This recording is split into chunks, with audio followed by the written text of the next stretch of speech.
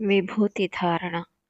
విభూతి ధారణ అనేది శివపురాణ అంతర్గతమైన విషయము. విభూతి ధారణ అనేది దేని కొరకు చేయవలెను? పూజ చేసేటప్పుడు మనం ఒక రకమైన విధానమునకు సిద్ధమై పూజా గృహమునందు ప్రవేశించాలి. పూజా మందిరంలోకి ప్రవేశించే ముందు పూజకు కావలసిన ఉపకరణములన్నింటినీ ముందుగా సిద్ధం చేసుకోవడం చాలా ముఖ్యం. పూజా మందిరంలోకి ఒక వైదికమైన దుస్తులు వేసుకుని వెడతాము. వేషమునకు, బాహ్య చిహ్నమునకు, శౌచమునకు, భగవంతుని యందు మనస్సు రమించుటకు ఒక దగ్గర సంబంధం ఉంది. పూజా మందిరమునందు పూజకు ప్రవేశించే ముందు ఒక విషయమును మనసునందు తలంపునకు పెట్టుకోవాలి. పూజ చేసే విగ్రహములు ఎక్కడ కొని తెచ్చినది, లేక ఎవరు వాటిని బహుకరించినది అనే విషయములకు సంబంధించిన భావనలతోటి మీరు ఉండకూడదు. మీరు మీ ఇంట ఎక్కడ ఈశ్వరుణ్ణి కూర్చోబెట్టి ఉంచారో దానిని సింహాసనము అని పిలవాలి. అది ఇంటికి ఈశాన్యంలో ఉండాలి. సింహాసనమునందు మీ ఇష్టం వచ్చిన వారిని పెట్టే అధికారం మీకు లేదు. అంతకన్నా భ్రష్టత్వం మనుష్య జీవితంలో ఇంకొకటి లేదు. మీకెవరో నచ్చారని సింహాసనంలో పెట్టి పూజ చేస్తానంటే అటువంటి వాళ్ళని ఆచార భ్రష్టులు అని పిలుస్తుంది శాస్త్రం. అలా తొలగించినందుకు ఫలితం తర్వాతి తరాల మీద పడిపోతుంది. మీ ఇష్టం వచ్చినట్టు మీరు పూజ చేయడానికి వీలుండదు. మీ ఇంటి పూర్వాచారంగా మొట్టమొదటి నుంచి సంప్రదాయానుసారంగా వంశంలో కులదేవతగా ఎవరున్నారో వారిని మాత్రమే అర్చన చేయాలి. మిగిలిన వారు ఎవరైనా సరే వారికి పరివార దేవతలు అవుతారు. లేదా వీరందరి అనుగ్రహంతో నేను వారిని చేరుతున్నాను అనాలి. అథవా వారే వీరి స్వరూపంలో ఉన్నారు అనాలి. అప్పుడు మీకు అభేద భావం వస్తుంది. ఆడపిల్ల పుట్టింటి యందు ఎవరినైనా పూజ చేసి ఉండవచ్చు. కానీ అత్తవారింటికి వెళ్ళిన తర్వాత అత్తవారింటి కులదైవము ఎవరో ఆ కులదైవతారాధనము కొరకు కావలసిన సామగ్రిని సిద్ధం చేయాలి. ఆడపిల్లకు జీవితోద్ధరణ చాలా తేలిక. పూజకు ముందు అయితే మంచి భర్త రావాలని ఈశ్వరుని ఆరాధన చేస్తుంది. ఆ అమ్మాయికి పెళ్లి అయిపోయిన తర్వాత ఇంకా భర్త పరమేశ్వరుడు. అందుకే వ్యక్తుల పుణ్యం ఖాతాలో స్త్రీకి ఉన్న పుణ్యం పురుషుడికి ఉండదు. భర్త సంధ్యావందనం చేసుకుని పూజ చేసుకుంటే ఆవిడ టిఫిన్ తయారు చేస్తుంది. ఆయన వచ్చి కూర్చుని టిఫిన్ తిన్నాడు. ఆయన ఎలా కూర్చుని తిన్నా ఆవిడికి అనవసరం. ఆవిడ టిఫిన్ చేసి పెట్టడం వలన ఈశ్వరుడికి ప్రాతకాల నివేదన చేసిన పుణ్యం ఆవిడ ఖాతాలో వేస్తారు. ఆవిడ మధ్యాహ్నం భోజనం వండి పెట్టింది. ఈశ్వరుడికి మహానైవేద్యం పెట్టిన ఫలితం ఆవిడ ఖాతాలో వేస్తారు. ఈయన మహానైవేద్యం పెట్టకుండా తిన్నట్లయితే ఈయన భ్రష్టుడు అయిన ఈయన ఖాతాలో వేస్తారు. ఈయన మహానైవేద్యం పెట్టినట్లయితే ఇందులో సగం ఆవిడ ఖాతాలో వేస్తారు. అందుకే యోగ్యుడైన భర్త దొరికిన స్త్రీ జీవిత చరమాంకమునందు అంటే శరీరం పడిపోయినప్పుడు పుణ్యం ఈయన కన్నా ఆవిడ ఖాతాలో ఎక్కువ ఉంటుంది. శివుడు సింహాసనమునందుంటే ఏది నిత్య సుఖమై ఆనందమై ఉన్నదో అది మనుష్య జన్మ పరమ ప్రయోజనము. మీరు గృహస్థాశ్రమమునందు ఉన్నారు కనుక దానితో పాటు మీకు కొన్ని కోరికలు కూడా తీరాలి. కూర్చుని ఆరాధన చేస్తున్న వాడికి కావలసిన సమస్త కోర్కెలను తన సంకల్ప మాత్రం చేత తీర్చగలిగిన సమస్త లోకాధీశుడైన సృష్టికర్త, స్థితికర్త, ప్రళయకర్త ఏకరూపమును దాల్చి సాకారుడై ఈవేళ ఈ సింహాసనమునందు కూర్చొని ఉన్నాడు. ఆయనను అర్చించుటకు నా శక్తి చాలదు. కానీ నేను 2 పుష్పములను ఆయన పాదముల మీద ఉంచితే ఆయన దయాళువు, కరుణా సముద్రుడు కాబట్టి ప్రీతి చెందుతాడు.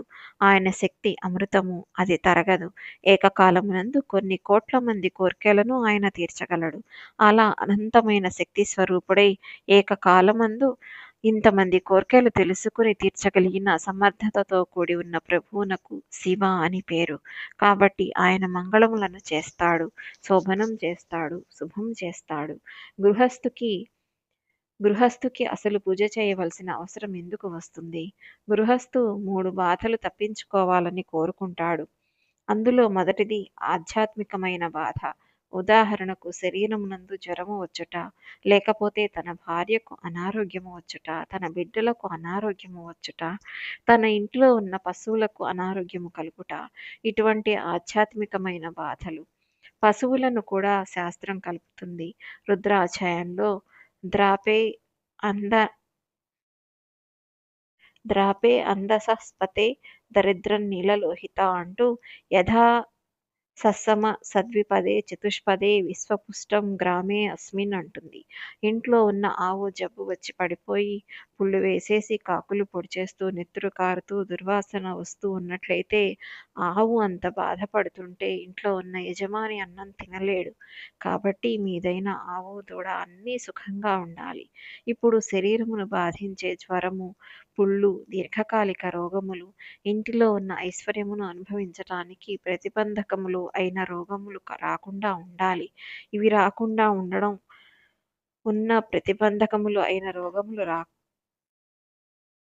ఇవి రాకుండా ఉండడం ఉన్న ఐశ్వర్యమును అనుభవించగలగడం ఈశ్వరేచ్ఛ. ఆయన అనుగ్రహం లేకపోతే ఉన్న ఐశ్వర్యము అనుభవైక వైద్యము కాదు. అందుకే కొంతమంది బాహ్యమునందు ఐశ్వర్యము చేత ధనవంతులు, అనుభవము చేత దరిద్రులు. చేసిన పాపం పట్టి పీడిస్తూ ఉంటుంది. కానీ శాస్త్రం అటువంటి వారికి ఒక పెద్ద మినహాయింపు ఇచ్చింది. మూలఘతి కాని పాపం ఉంటుంది. అంటే అది శరీరమును పడగొట్టేయదు.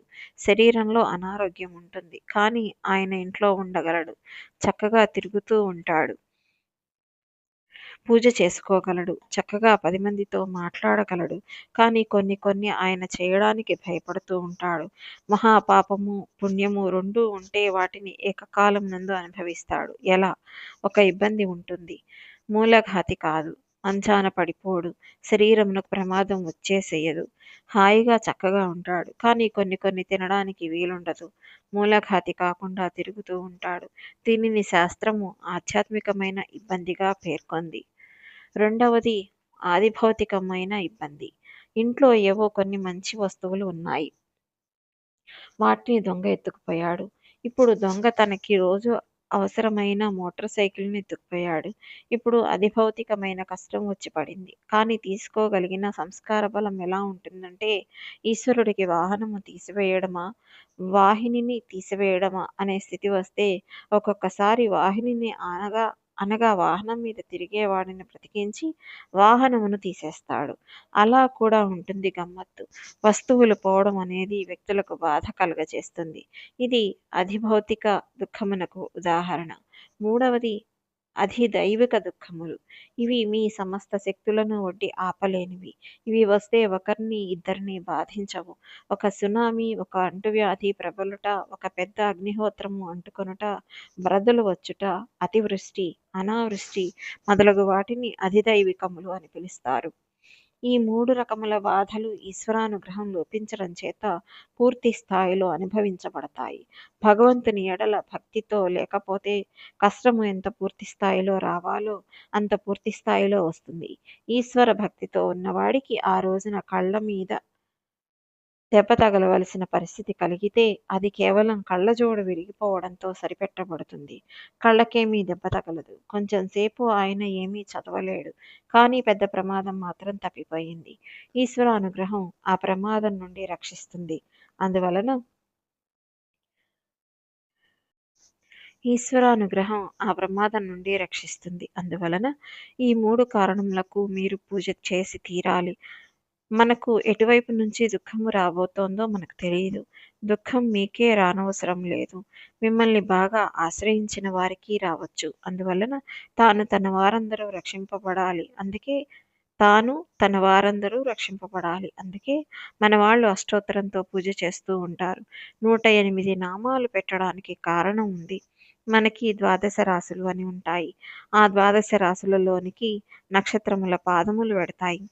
అవి సాధారణంగా 9 పాదముల చొప్పున వెడుతుంటాయి. 12 రాశులలో 12 తొమ్మిదులు 108. మీ వాళ్ళందరూ ఎక్కడెక్కడ ఏ రాశులలో ఉన్నారో, ఏ గ్రహముల వలన ఏ బాధలు పడాలో ఆయా బాధలు పడవలసి ఉంటుంది. యజమాని వీళ్ళందరినీ రక్షించటానికి తాను అష్టోత్తరంతో పూజ చేస్తాడు. ఋషులు చెప్పిన అష్టోత్తరములు వాడాలి. మీ సొంత అష్టోత్తరములు కొత్త అష్టోత్తరములు వాడితే కుదరదు. ఋషిప్రోక్తమైన అష్టోత్తరములను పూజయందు అనుసంధానం చేయాలి.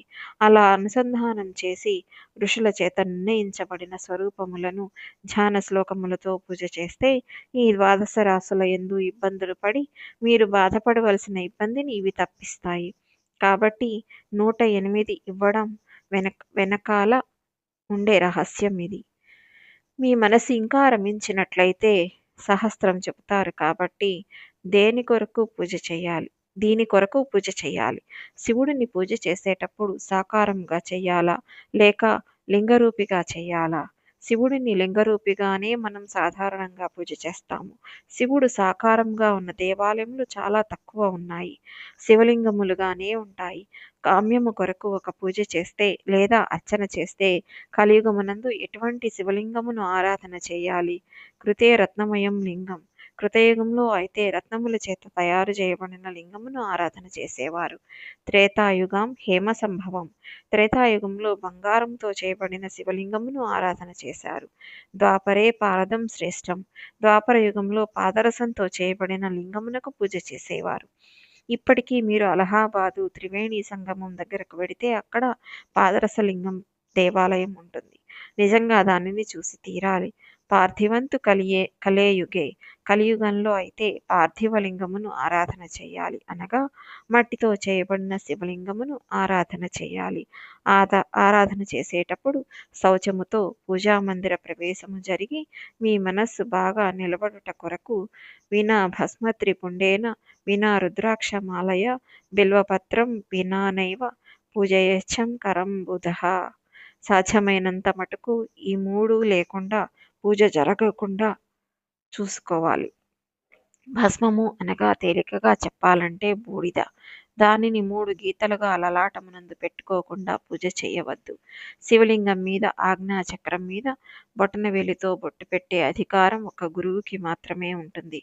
స్త్రీలైనా పురుషులైనా లలాటమునందు విభూతిని 3 గీతలుగా మాత్రమే పెట్టుకోవాలి. విభూతిని పెట్టుకోకుండా ఉండరాదు. రుద్రాక్షమాల వేసుకోకుండా పూజ చేయరాదు. బిల్వపత్రం లేకుండా పూజ చేయడం అంత మంచిది కాదు. బిల్వపత్రములను కొన్ని రోజుల పాటు నిల్వ చేసి పూజ చేసుకోవచ్చు. ఇలా ఈ 3టితో పూజ చేయాలని పండితులైన వారు, జ్ఞానమున్నవారు, భక్తి కలిగిన వారు తాపత్రయపడుతూ ఉంటారు. కాబట్టి ఇవి తప్పకుండా ఉండాలి. ఎప్పుడైతే ఆచమనం చేసి పూజ చేసే అధికారం సిద్ధించినదో అప్పుడు ఆయన మెడయందు రుద్రాక్షమాల పడాలి. అప్పుడు పూజ చేయడానికి కావలసిన అర్హత ప్రకాశిస్తుంది. ఆ నామోచ్చారణ చేయడానికి, ఆచమనం చేయడానికి అధికారము తనంత తానుగా సిద్ధిస్తుంది. ఇప్పుడు మీరు పూజా మందిరంలో శివనామం చెబుతారు. శాస్త్రమునందు శివనామము గంగా, విభూతి యమున, రుద్రాక్ష సరస్వతి. ఇప్పుడు ఒక ఆయన గొప్ప శివభక్తుడు ఉన్నాడనుకోండి. ఆయన లలాటమునందు త్రిపుండ్రములను ధరించిన వాడై బొట్టు పెట్టుకుని మెడలో రుద్రాక్షమాలలు వేసుకుని శివపూజ పూర్తి చేసి బయటకు వచ్చాడు. అలా బయటకు వచ్చిన వ్యక్తిని ఒక ఆయన పూజా మందిరంలోంచి బయటకు రాగానే చూశాడు. ఆయన పూజ ఎంత బాగా చేశాడన్నది పక్కన పెడితే అలా శివపూజ చేసి బయటికి రాగానే ఆ వ్యక్తిని ఎవరైనా చూస్తే త్రివేణి సంగమ స్నానాన్ని చేసిన ఫలితమును ఆయన ఖాతాలో వేస్తారు. ఈ 3ంటిని శరీరం మీద వేసుకుని ఉండడం వలన అంత గొప్పతనం కలుగుతుంది.